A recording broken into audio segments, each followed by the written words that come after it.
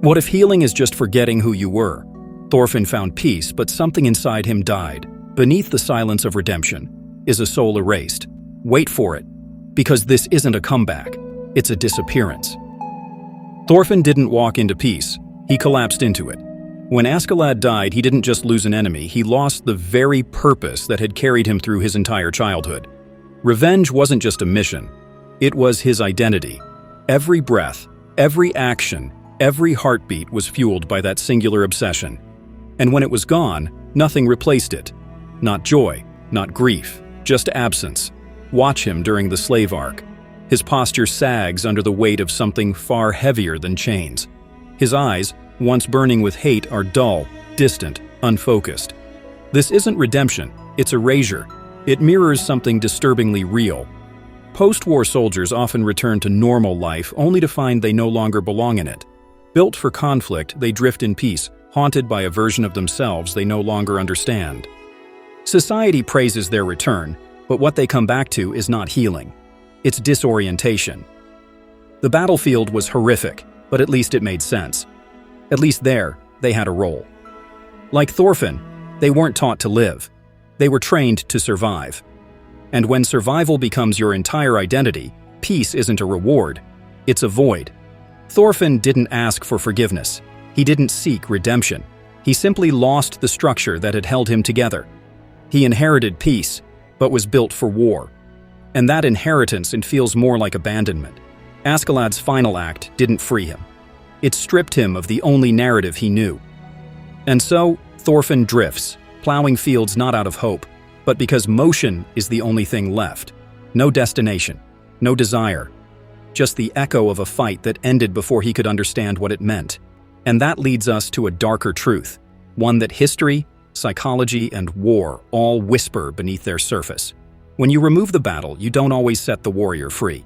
Sometimes, you erase him, and if there's no enemy left to fight, no purpose left to chase, then who is the soldier, really, without the war? Thorfinn didn't grow, he evaporated.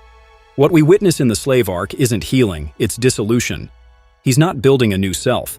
He's surviving the death of the old one. Nietzsche once wrote that before one can be reborn, they must first endure a complete annihilation of who they were, a death of self. Not physical death, but something deeper. Existential death. And Thorfinn walks right into it. The Thorfinn we knew, the child fueled by revenge, the killer who moved with animal intensity, that version is gone. What remains is a body still breathing but spiritually silent. This isn't peace. It's limbo. Watch closely. The nightmares, the muttering, the 1,000-yard stare. These aren't signs of transformation. They're symptoms of spiritual collapse. And Nietzsche was clear. This death is necessary, but it is not gentle. It's terrifying, because it means giving up everything that once made you, you. No purpose, no identity, no anger to anchor you. You don't become someone else. You become no one, until something new rises. But Thorfinn hasn't risen yet. He's simply floating. When he says, "I have no enemies," it doesn't sound like a moral revelation. It sounds like surrender, like a man too exhausted to care. And that's where the danger lies. Without a new identity, survival becomes sedation. The field, the labor, the routine. It becomes a way to stay numb. You move not to live, but to forget. And this is a pattern far beyond anime. In psychology, we see this with people who've escaped toxic cycles, abuse, war, addiction. Once the chaos ends, they often find that the silence is louder than the violence ever was, because now they're left alone, with themselves. And that's the final enemy Thorfinn can't face. Not yet. He hasn't become a pacifist because he found a higher path.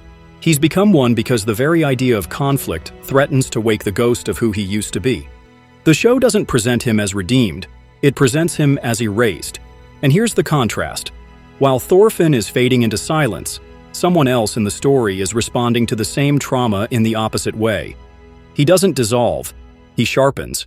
He doesn't fall back, he rises, violently, purposefully, and coldly. That person is Canute.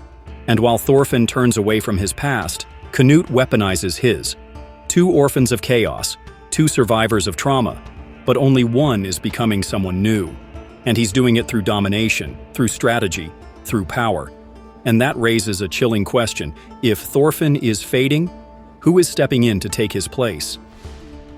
Thorfinn and Canute lived through the same storm, but they emerged as polar opposites. Both were swallowed by grief, shaped by violence, and burned by the death of their fathers. Yet where Thorfinn retreats from the fire, Canute steps into it and becomes the flame. That's the contradiction at the heart of Vinland Saga. Thorfinn tries to forget violence. Canute builds a kingdom on it. Watch how the camera treats them. Thorfinn, quiet and low to the ground, dissolving into his surroundings. Canute, elevated, framed in gold, ruling with a gaze that never flinches. They both lost their innocence, but only one turned that loss into ambition. Canute doesn't just survive, he asserts. He organizes. He dominates. Power, to him, is not the enemy. It's the solution. It's how he reshapes the world so that no one else suffers as he did, even if he must become a tyrant to do it. But where did this spiral begin? The chaos that broke Thorfinn and shaped Canute. For that, you need to understand Askeladd. His strategy wasn't madness. It was weaponized chaos. He didn't destroy Thorfinn and Canute. He shattered their illusions. And in the shards, both boys saw different truths. I have made a video on Askeladd's chaos strategy, why insanity is the ultimate power. You should check it after this video. The contrast between Thorfinn and Canute reveals something deeply human. Trauma doesn't dictate destiny. Interpretation does. Thorfinn sees violence as a curse to escape. Canute sees it as a tool to master, but neither path is clean. Canute's vision of peace is built on conquest, on blood, on manipulation. His kingdom may be quiet, but it's a silence enforced by fear. Meanwhile, Thorfinn's pacifism avoids that corruption, but it also avoids confrontation. He wants peace without power. But Canute understands something darker. Without power, peace doesn't last. And here lies the tragedy. Both are incomplete. One man lost himself by turning away, the other by charging forward. Two boys looking for meaning in the wreckage of war. Two ideologies forged from the same wound. But peace is only freedom if you know who you are. And for Thorfinn, that question never got answered. And if you're the kind of viewer who wants to decode characters not just by what they do, but why they do it, subscribe. Because this channel is about what anime leaves unsaid.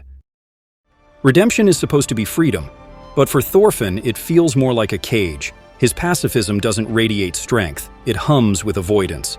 He isn't healing, he's hiding. The fields he plows, the seas he stares across, they don't represent peace. They represent escape.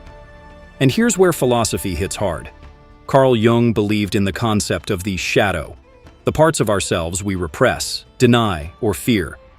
He warned that ignoring your darker nature doesn't eliminate it, it buries it, deeper, more dangerous, more unconscious. Thorfinn's decision to renounce violence isn't an integration of his shadow, it's a rejection of it. He hasn't come to terms with the blood on his hands. He's simply chosen to pretend it no longer exists. But peace, real peace, isn't the absence of conflict. It's the ability to face that conflict without becoming it. And Thorfinn? He's not facing anything. He's running, quietly, beautifully, but still running. The anime gives us visual cues, a wide field with no horizon, an endless ocean without direction. To the casual eye, these are symbols of freedom. But look again, they're also symbols of emptiness, detachment, void. He's not a warrior, not a killer, not even a farmer. If peace erased everything, who is Thorfinn now? In trying to leave the battlefield behind, he left his identity there too. And this is where redemption becomes a trap. We're told that turning away from violence is noble. And maybe it is, but only if that turn is rooted in understanding. Thorfinn hasn't conquered his past. He's just silenced it. And silence isn't strength, it's paralysis. Real healing comes from integrating your history, not amputating it. You can't build a future on denial. The pain must be acknowledged, the darkness must be owned. Otherwise, your peace is built on sand. And deep down, I think Thorfinn knows it. Every quiet moment, every distant stare, every word he doesn't say, they all point to a man who has not yet faced the one enemy he can't outrun, himself. And that's the real journey of Vinland Saga. Not war, not revenge, not even redemption. It's identity, stripped down, burned out, and waiting to be rebuilt. There's one thing left he must confront. Not his past, not his enemies, himself. Thorfinn didn't escape war. He escaped himself. And that's not peace, that's disappearance. Because healing, real healing, only works if there's someone left to heal. If there's a self you still recognize in the silence. But the madness that broke Thorfinn, that didn't come from a battlefield. It came from one man, a man who wore insanity like armor, who manipulated kings and fate itself with nothing but chaos. That man was Askeladd. And if you want to understand how everything unraveled, how Thorfinn was shattered and Canute was forged, you need to see the mind behind it all. Watch next. Askeladd's chaos strategy. Why insanity is the ultimate power. Click now, before sanity convinces you to forget.